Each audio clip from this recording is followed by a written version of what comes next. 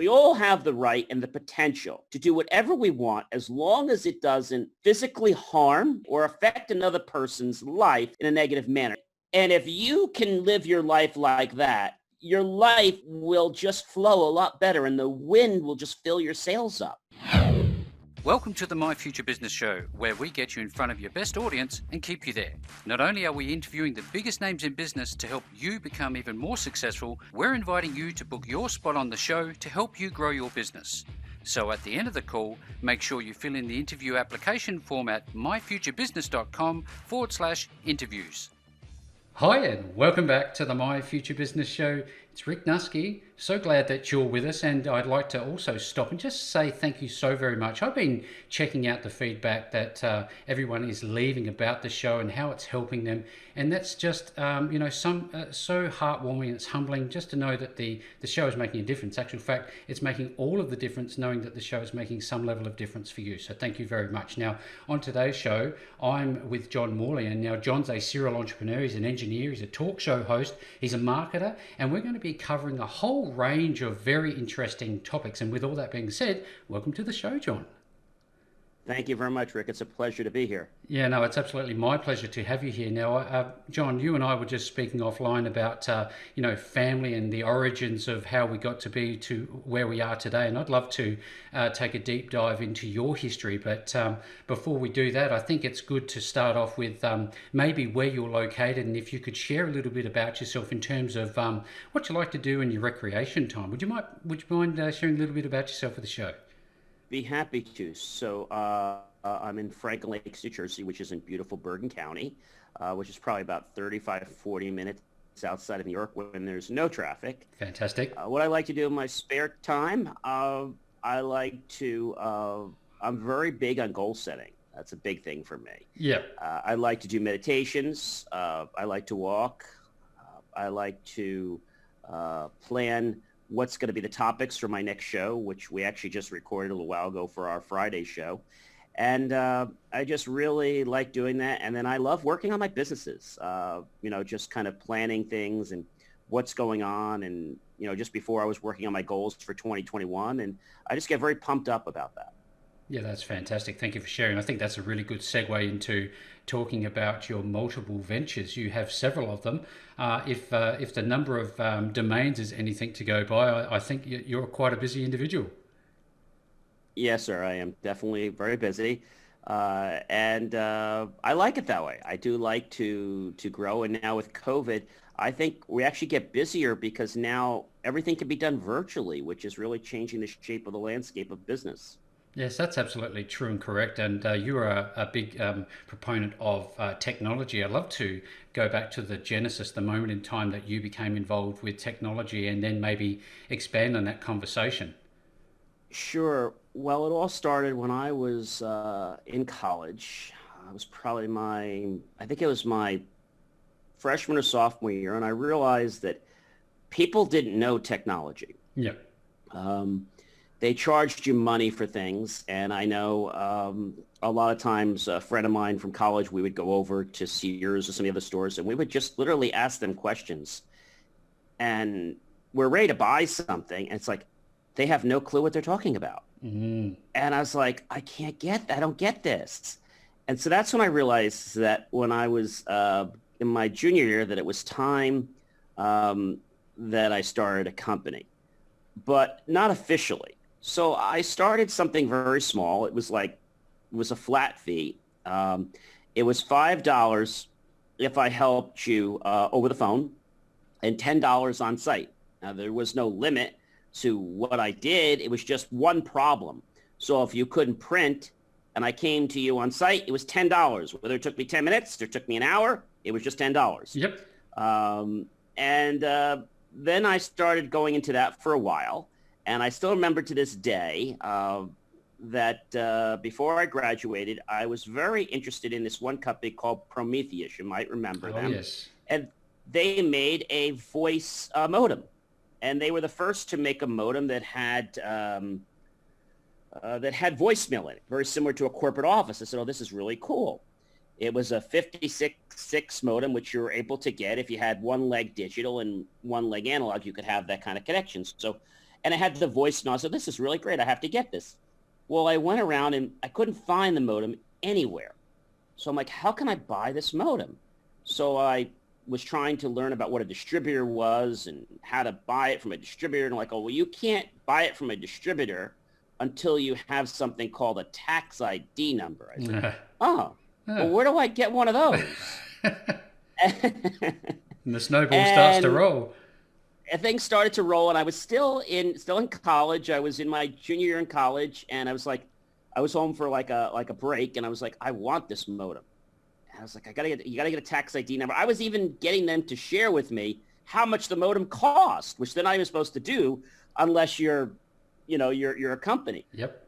Well, I went around. I realized that I needed to take the company, and I needed to get a company started, and I needed to create a tax ID, which just means you don't pay sales tax because you're going to sell it to your clients. Mm-hmm. Well, that was great. So basically, that tax ID allows you to create a liability. But I was so interested to get one. I didn't know like what it was. And then when I got one, I'm like, oh, there's a liability you have to pay now to use this number. And if you don't pay or file your reports properly, well, you get dinged quite a bit. Oh, yeah. And I called this place back, and I said, hey, I got a tax ID number. Okay, well, you have to apply for an account now. Oh, how do we do that? So I applied for an account, and now they're asking me for credit. And again, I'm just a college student. And they're like, oh, well, we're going to have to put you on COD. I'm like, CO, whatever. I don't care. No. That means you pay when it's delivered to you. I'm like, oh. Well, how do I pay you? Well, we prefer cash or a certified check, a bank check. Oh. So I remember the modem was for, I think it was like $300 or $400, and I bought the modem. To this day, it was like $165. It was a nice markup. I bought the modem, and I got it, and I still remember also that I had to have the check ready because UPS wouldn't wait. It was a whole process, and I got the modem, I plugged it in, and that's when I realized, okay, I've started a company officially. Now, when I get out of college, I think I need to turn this into something that's going to make money and not just have a liability. So that's when I realized that I was very good at what I did. And a lot of people valued the information that I provided. I had a very good friend in college, and he said to me, John, he says, you're not going to be able to fix this. And he had some game, and there was something called DOS, Disk Operating System. And he wanted to play this game in DOS, and they have something called conventional memory, which you only get a limited amount of on a computer. Mm-hmm. And to be able to have games play in the higher area, which is the larger memory, which is past the first 640, which nobody does anymore, you had to do some tweaking to the memory, quite a bit. And so I spent some time doing this because this was a very old game, and I was there for 2-3 hours. Wound up becoming friends with the person, and he said to me, he says, what do I owe you? I said, it's just $10. He said, but you were here like 4 hours. I said, yeah, that's okay. And he didn't get it. I said, the whole point, I said, is that that's what I guarantee and that's what I stand behind. And his thing was a little challenging because I never knew I was going to spend quite a few hours trying to understand why this memory was not loading properly. It was a game that was not written very well. Mm-hmm. It could only function in conventional memory. And we became very good friends. And so then I realized that I was good at what I was doing and that I had to write my own invoicing program, which I did when I graduated that senior year, which is the next year. Yep. And I opened a business, and then I started working for the government. And I realized that the government wasn't treating me fairly. They were paying me a fraction of what I was worth. But hey, I got a job. And I worked part-time there, and I let them know that this was a part-time job. And then I suddenly realized that they don't appreciate me.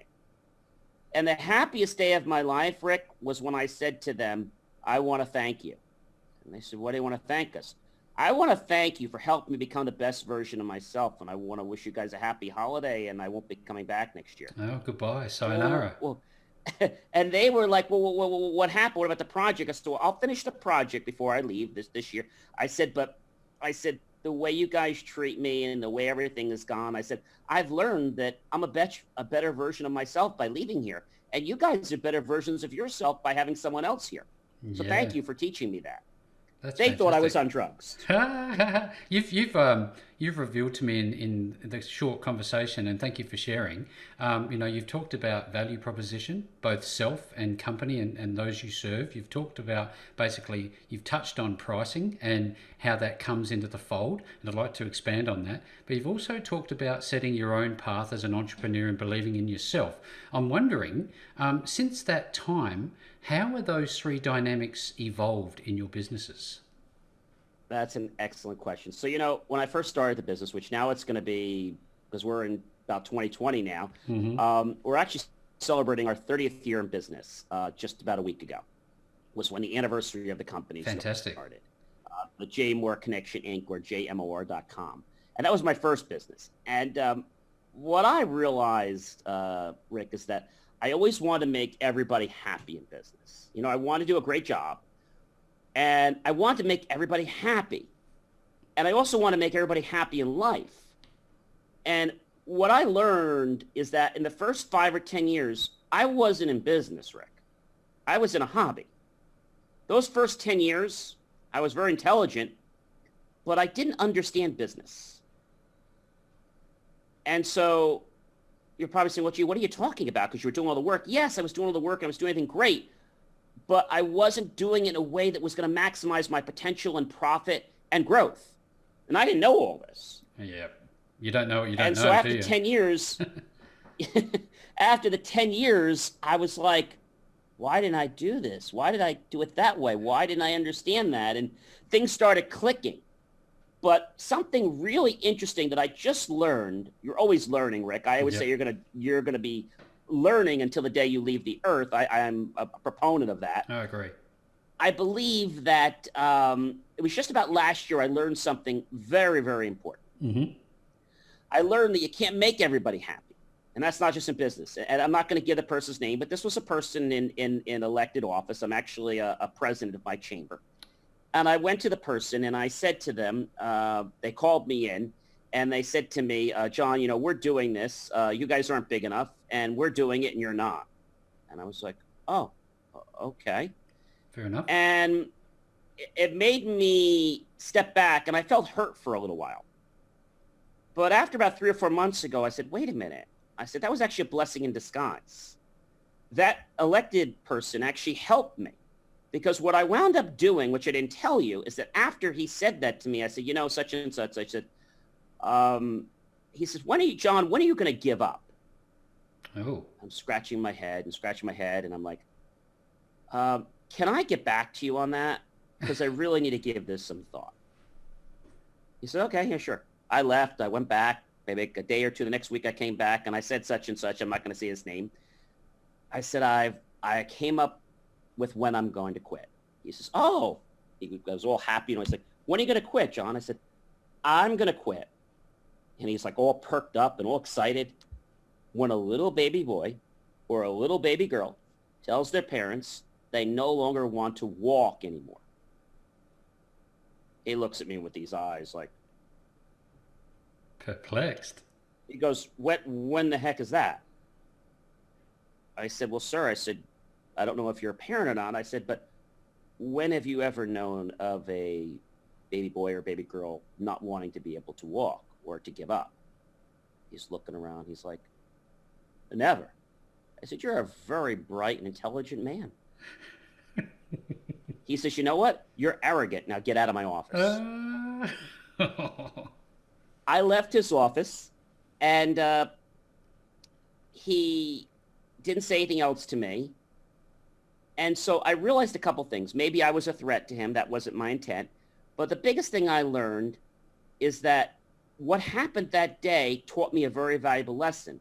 And that is that when things don't go the way that you intend them to go exactly, we should be grateful for that because it helps us become a better version of ourselves. It helps the yes. other person become a better version of themselves.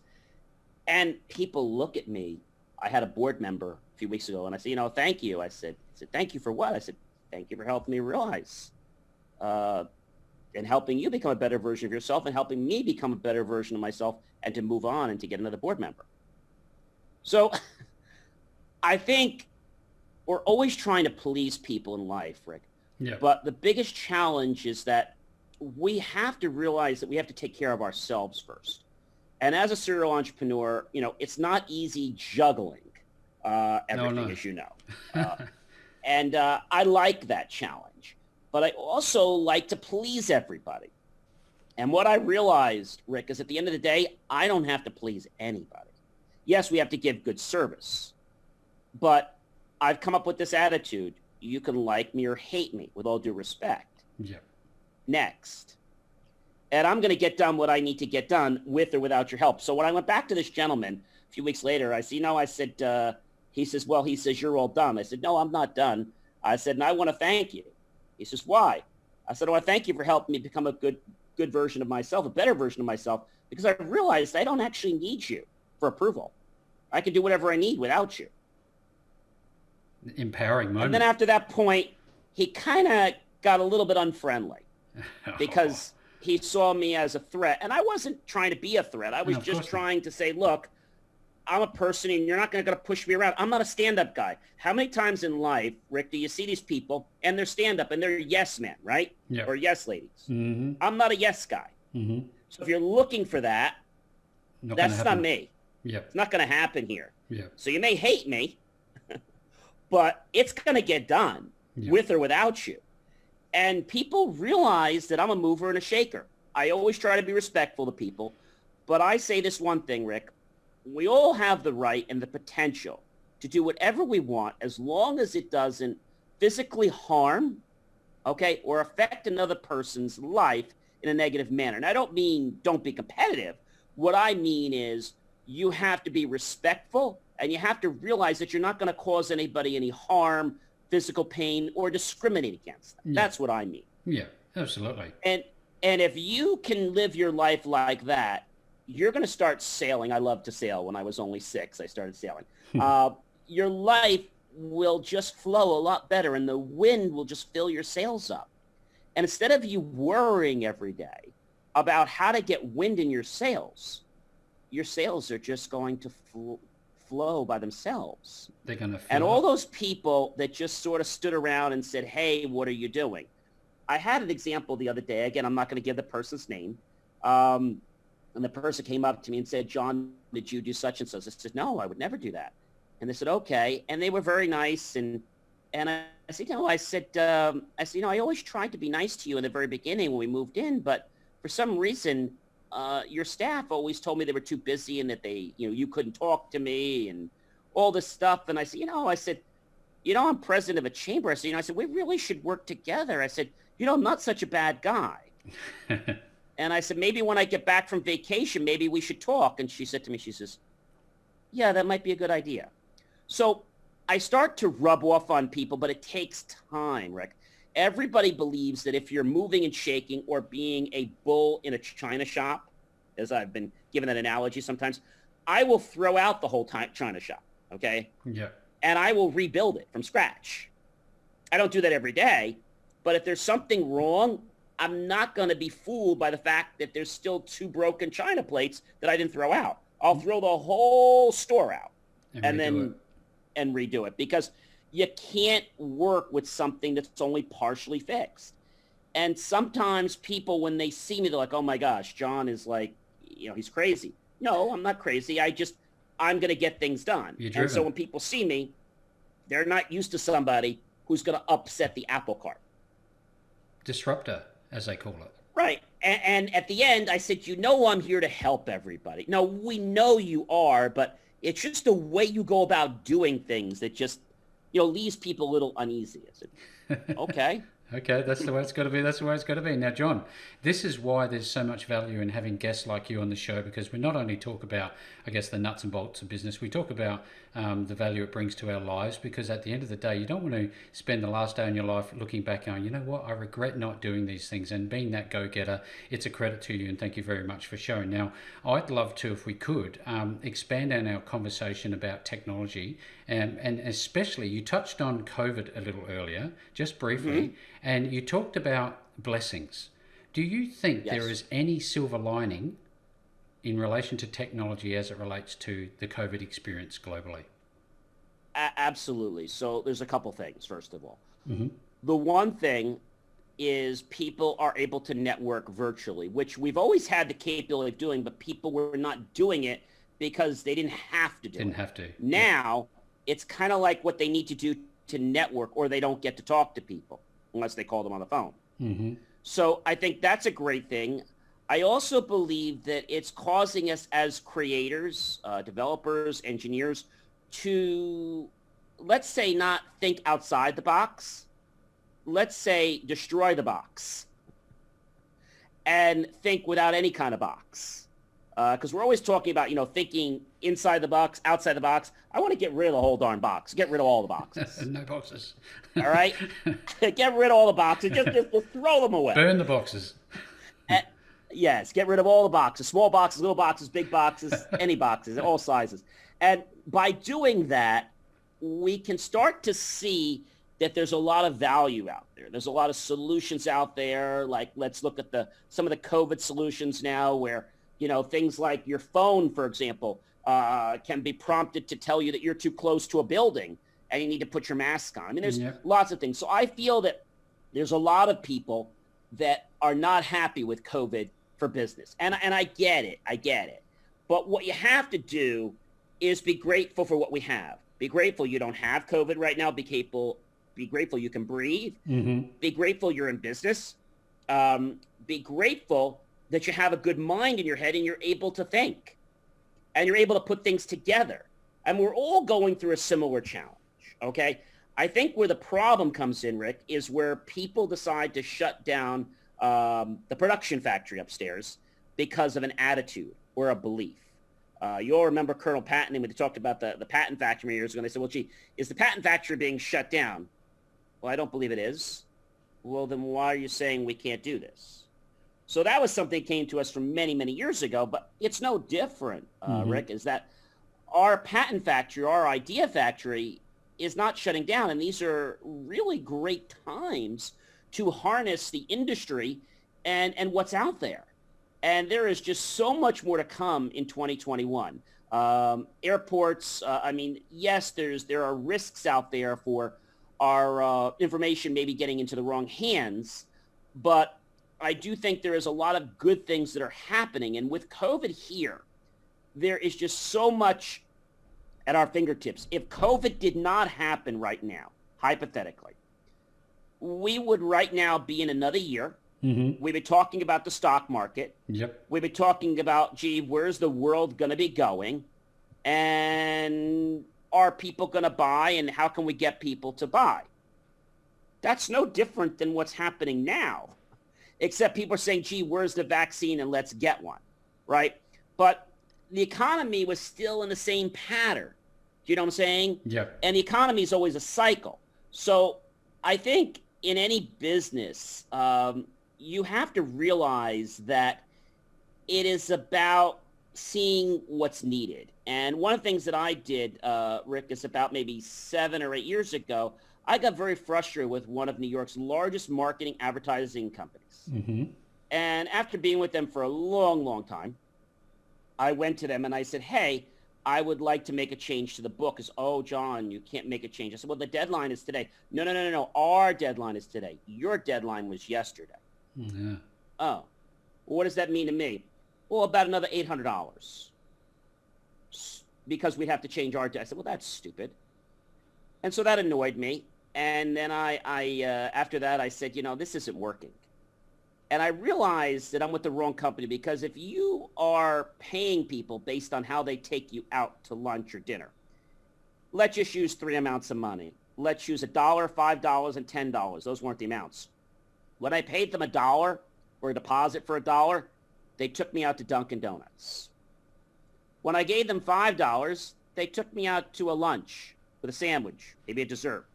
When I gave them $10, they took me out to Ruth Chris or a steakhouse. And I thought this was just something that was just going through my mind that I was making up. One day I decided that instead of paying them the $1, hypothetically, I would give them the 10. Calls back, oh, hi, John. This is such and such from Brian's office. Yes. well, Brian actually can't do the breakfast today. He asked if we could do dinner instead. His wife and his family is coming in, and they're not going to be able to pick them up at the airport because they only have one car and one's in the garage.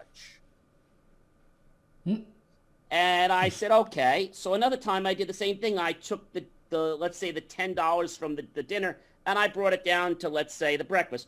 Oh, John, yeah, this is such and such in Brian's office. Okay. He's not going to be able to do dinner tonight. What happened? Oh, apparently there's some kind of emergency at the office, and he's going to need to stay later. Unfortunately, it's a big deadline, and he can't get out of it. He asked if we could just do a quick breakfast instead. Funny that. So you can't make this stuff up. So when I saw this, and again, I know nothing about marketing or printing. This was back then. I decided that I need to figure out how do I get rid of this bottleneck, which was printing at the time. And I said, gee, I don't have equipment that can print like that and that kind of volume and that quality. I went to Xerox because we had a Xerox machine already. But again, it couldn't do that kind of volume and it couldn't do that kind of printing. And I said to them, gee, I'm looking into another type of machine. Do you have something that can handle like some production? I'm looking to maybe get into printing. Oh, absolutely. In fact, here's the machine, but let's take you out to lunch and then we can come back out and show you more. They took me to lunch. They brought me back. They showed me the machine. I said, I love the machine. It's fantastic. How much is the machine? Well, let's not talk about the price. Let's talk about, no, I don't want to talk anymore about what it can do. How much is the machine? Well, I said, you're going to have to tell me sooner or later. No. And you spent 3 hours already explaining what it can do. The machine is only going to cost you blah, blah, blah. And so, they didn't give me the true number of the machine up front. They figured I'm going to lease the machine. So they gave me the machine. I think it was on I'm going to say it was a 36-month, it was a 48-month lease. That's what it was. It was a 48-month lease. And that machine, they said, oh, John, it's going to cost you just over $3,000. Over $3,000 what? Just over $3,000 a month. For how long? For just 48 months. But you can write that off very easily. So I'm doing some math in my head. I said, that's $150,000. Yeah, plus tax. So that's a lot of money. Oh, yeah. Well, you can go to your bank and you get a loan. There are a lot of things you can do. I went to my bank the next day, and I said, hey, bank, I need a loan. I'm thinking about starting another company. How much do you need? $150,000. Okay. When do you need it? I believe next week. All right, no problem. I filled the information out. I was approved like so quick. I went back to Xerox. I said, how are we doing? I said, well, I'm approved. They said, oh, that's fantastic. I said, yeah, I don't know if this is the right choice, though, for me yet. You have the money, right? I said, yeah, but I don't know if it's the right choice. I go back in. We do some more work. And next thing I know, I'm buying this machine.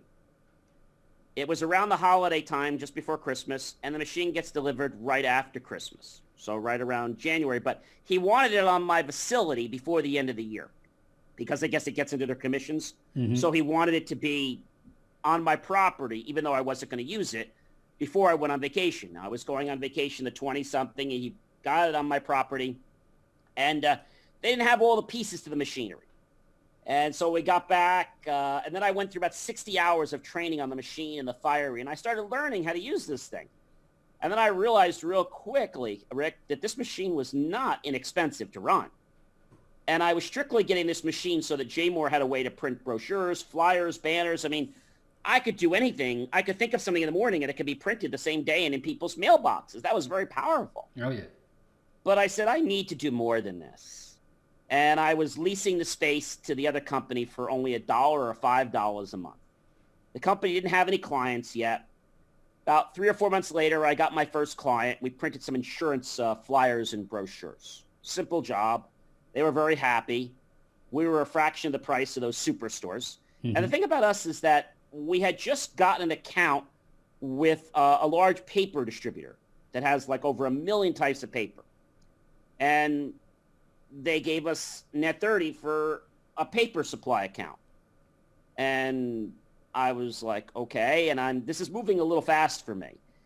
And so now I started realizing, it was about a year or two ago, and that was last year, that I decided that I need to stop treating this like a hobby, Rick, and I need to build a print production marketing and advertising center. And that's what I did last year. I built one. It was supposed to open this year, but due to COVID, we couldn't officially do our grand opening. So we print everything in-house, not just paper, plastic, metal, glass, wood. We do graphic design. We do video. We print books, flyers, banners. We work with authors. So why is this important? Well, as an entrepreneur, you have books you want to get out there, or maybe you have things you want to do, but you're always at the mercy of other people because they have minimums, they charge you fees, setup fees. Well, I was out of that now. Now I hired graphic designers, and now I'm doing that myself. What happened around COVID time is I realized, Rick, is that the people that connect are on LinkedIn, which is probably no surprise to you. No surprise. And it's not Facebook. It's LinkedIn for B2B business. Yep. And so I said, gee, what can I do? Everybody else is crying and pounding. What can I do? I said, how can I get more people to connect on LinkedIn? And I decided, everybody has these basic little profiles, and their banners they put up, they're terrible. They're either stock photos or they're the default that comes with LinkedIn. I said, this is terrible. So I decided to test something out. My graphic team and I spent several hours, and we came up with my LinkedIn banner profile, which you can actually see by going to linkedin.com/in/JOHN, the letter C, and MORLEYIV. And you'll be greeted by my LinkedIn banner profile. When you get to my LinkedIn banner profile, the thing that's very unique is that it doesn't just have my name and have my business. You see, people don't do business because you're smart, you're intelligent, or you have a company. That's not the reason people do business. People do business with you because you have a commonality with them. So what did we do? We created panels that match some of my expertise. We picked 5 of them. 1, I'm a solution specialist. We didn't put engineer. We made people feel comfortable. Yep. 2, I'm the director of marketing and publications. That was my second thing. And we had a little picture of a puzzle.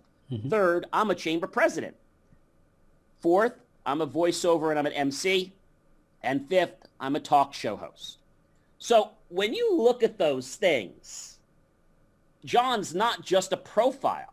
No. He's a serial entrepreneur. He's an engineer. And then I can't, with a very catchy headline, which has been keeping me busy, reach 1 million eyeballs in 30 days. Wow. And I'm also a co-host for the Happy Neighborhood Project in New Jersey. But how do I do that? Well, there's a lot of nonsense out there. People say, gee, you can pay to get on page 1 of Google. And you can, but you always got to pay to stay up there. I believe in doing it organically. So my team, we write articles, but we've figured out how to get content out, how to get press releases out there, and how to get Google to follow you legitimately, not by paying them, by producing quality content. And that, my friends, is what's getting me more traction. And so people sign up with time to meet with me and say, hey, I'd like a banner profile. We spend about 60 minutes with them. They pay for it. And within 7 to 14 days, we create a LinkedIn banner profile that's second to none. And then we have a whole program they can go through. But the goal is I teach people how to use these tools and how to get more business, how to get more engagement, how to get more discussion, and how discussion can lead to more business.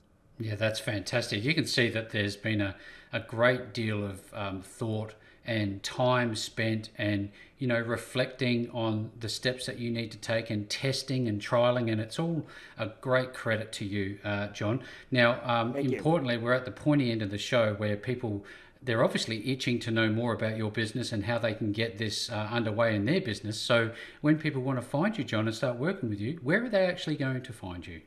The easiest way, because I have lots of different companies, the easiest way is they can go to linkedin.com/in/JOHN, the letter C, MORLEYIV. That's where you can connect with me on LinkedIn, send me a message. But if you would like to call me, you can do that. 973-291-6271.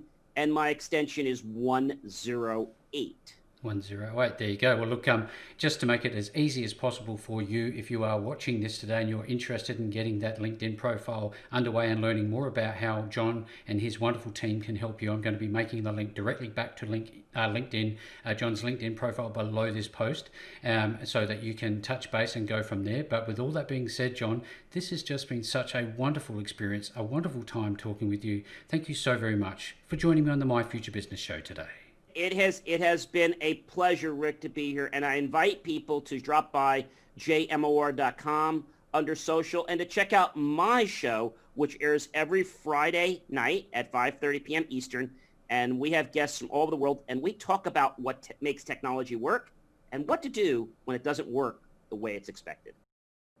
Thanks for joining us today.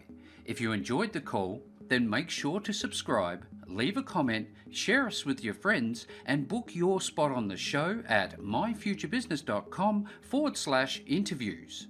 And if you're looking for solutions that will help grow your business, then visit myfuturebusiness.com/shop.